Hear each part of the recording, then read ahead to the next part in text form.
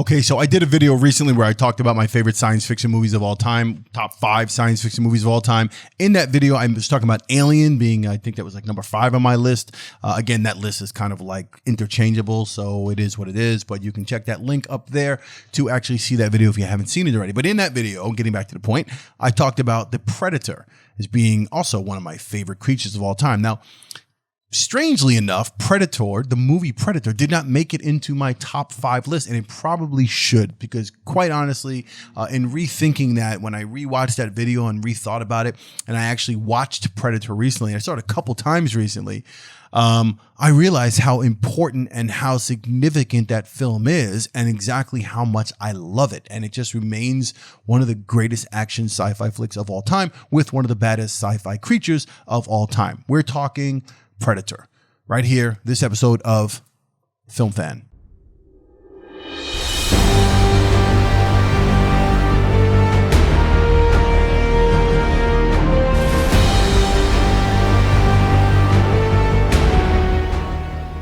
Hey, welcome to Film Fan, my channel where I discuss film and all things film related. If that is also your thing and you're new to the channel, go ahead and hit that subscribe button along with the notification bell so you know when I put up new content. Okay, so Predator, the Predator, not the Predator, which was the Shane Black 2018 film. We're not talking about that one. We're talking about the Predator, but the original Predator, 1987, which actually was originally called The Predator.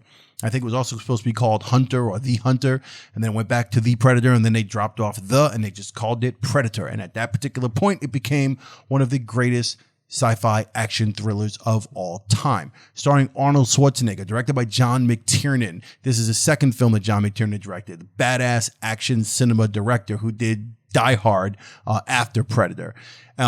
This is just a movie for me that remains a top favorite. I mean, if I have to name a top 10, this is somewhere in there.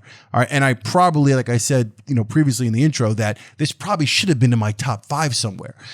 The creature, I thought that the Predator, the alien Predator, that look and the locks and the whole, just the technology and the way it looked and the menace that it had and the badass that it was, the hunter that it was, and the level of gamesmanship, the way this thing operated, the way it looked, I thought there was nothing like it in cinema history. And I don't think there's ever been anything like it since. This film is just everything that an action film should be, everything that a sci-fi film should be. Although it technically, you don't get into the sci-fi other than the fact there's an alien in it, it's not 100% sci-fi. And it's what makes it so good. It's this warlike sort of commando picture with an alien in it. And just giving you the quick story, Arnold Schwarzenegger plays Dutch, and he's dropped into a jungle in South America with his commando team of like special recruits or special agents, special forces are dropped into South America, into the jungle on some political mission, apparently, which Carl Weathers kind of sets them on. Carl Weathers joins their team, and they're supposed to go into the jungle,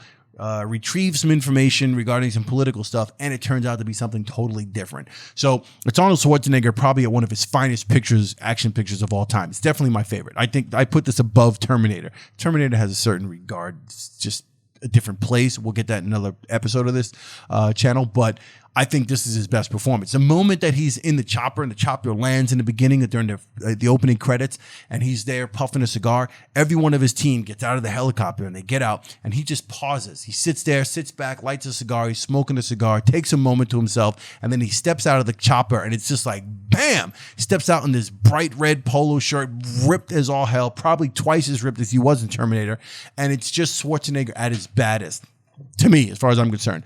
And again, you've got this great cast, these great relationships with these commandos. Jesse Ventura's in this.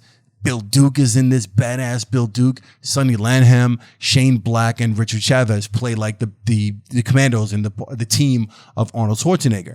And the moment that the helicopters, you got these dark, like these black helicopters flying over the jungle, and you got this green below, and it's all lush, and it's shot in the dark, and they're sitting in the helicopters with the red light on, and they're playing the original Little Richard of Long Tall Sally, and it's just from that scene there, I was hooked, like just watching that. And then when they land in the jungle, when they actually get dropped in the jungle, you feel from that moment on that you're being dropped in there with them. The way it's framed, the way McTiernan uses the camera and moves around, and the way the environment plays a major part in this picture, it's just spectacular to look at. And one of the things that makes this movie such a worthy watch, like something that keeps you glued to the screen, is that for probably 45 minutes to an hour, you don't even know what it is that's hunting them. You have no idea what this alien is, what it looks like. You don't know what's happening. And the shots where the characters are trying to figure out what's hunting them, what the characters are trying to figure out what's skinning men alive and what's taking people out, one by one.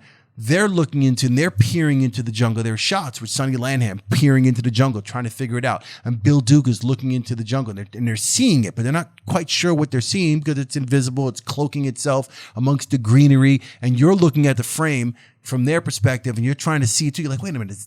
Is that it right there? Is that you could kind of see it, but you can't see it, and then it moves. So you're spending maybe an hour of not even knowing what the hell this thing looks like. The big reveal to what this creature is doesn't happen until much later in the film. And when it does, you just see this badass 7-foot thing. Shout out to Kevin Peter Hall, who actually played the Predator, was in the actual suit, who passed away back in the day.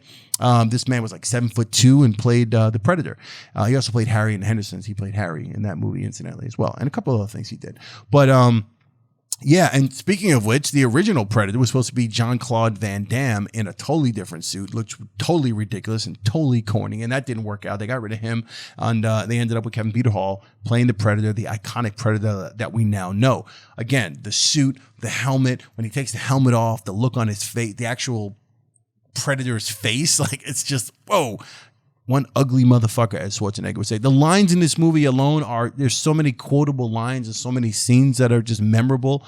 The action, the way it's photographed. There's one scene in this, the first action scene in this film actually wasn't shot by McTiernan, actually. It was shot by his second unit director. And that's the only time in this film where it's kind of like cheesy 80s explosions and shoot 'em up kind of stuff. And you can kind of tell. But otherwise, the rest of the film is McTiernan's action, the way he moves the camera around, the way he goes between characters and drops focus between one and then pulls focus to somebody else and changes perspective.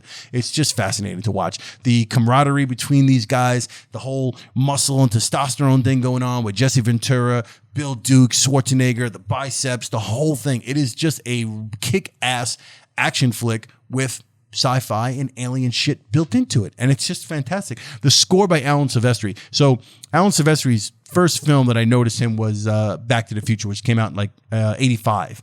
So 85, I took notice of Alan Silvestri. I had no idea who he was before that. And then this film really changed it for me. I just love this score. Silvestri's use of, it's like a military-esque kind of feel and beat to it, which makes sense because it's like this warlike picture, but it also has this tribal feel to it. And it's like, I guess that's like the Predator kind of theme thing going on. So it's tribal, military, traditional score going on that absolutely fits the picture and the action to a T. It is flawless. Yeah, so let's talk about the other Predator stuff because it's hard to do. I don't want to not discuss the other Predators. Alien vs. Predator, we will not discuss. Any of that franchise, we won't. That's like talking about The Godfather 3 as far as I'm concerned. But Predator 2, going against the grain, I kind of liked Predator 2. Obviously not as much as the first one.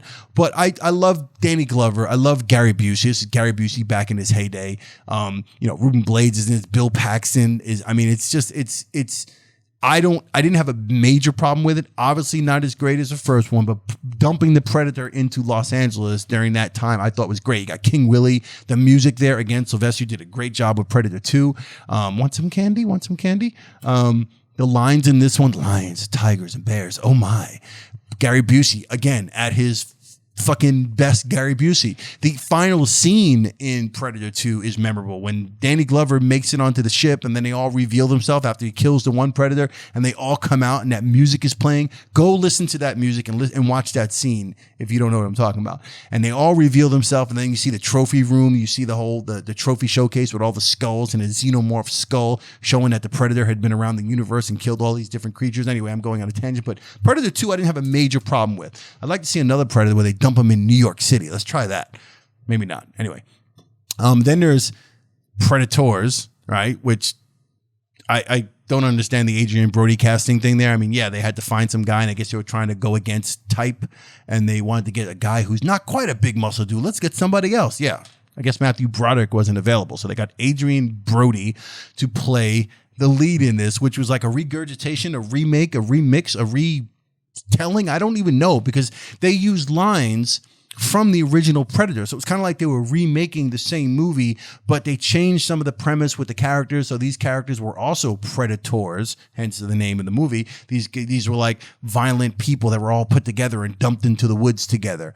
And they had to figure out that whole relationship thing. But yeah, this movie just didn't, I mean, it wasn't terrible. But Adrian Brody thing, the story not quite, reimagining, retelling, just being a bad version of the first one just didn't work for me. And then you've got The Predator, which was Shane Black, who wrote and directed that. Shane Black, again, from the original Predator, and also the guy who incidentally wrote Lethal Weapon. This guy's fucking super talented, except for the Predator movie. So I won't even talk about that because it was just that bad. Anyway, if you haven't seen Predator, you need to see Predator. There's no question about it. This is the triple feature one. I got this for like $9, I think, in Target. How lucky am I? It's got The Predator. It's got Predator 2, which again, I think is worth viewing. And it's got Predators, which wasn't terrible, but not great. You could probably skip it. This is the original DVD with Schwarzenegger on the front there.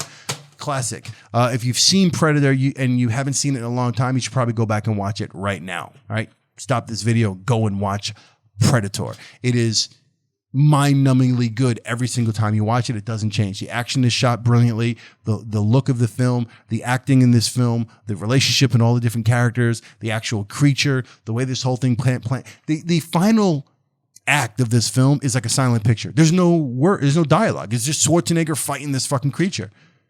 Some of these shots, Schwarzenegger in mud, covered with mud, lighting a fucking torch and then screaming and waiting for, it's like a war battle cry waiting to meet the Predator, is just worth watching over and over and over again.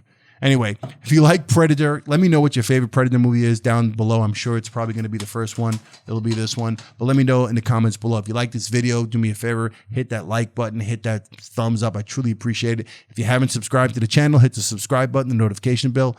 I appreciate you being here. And I will see you on the next Film Fan.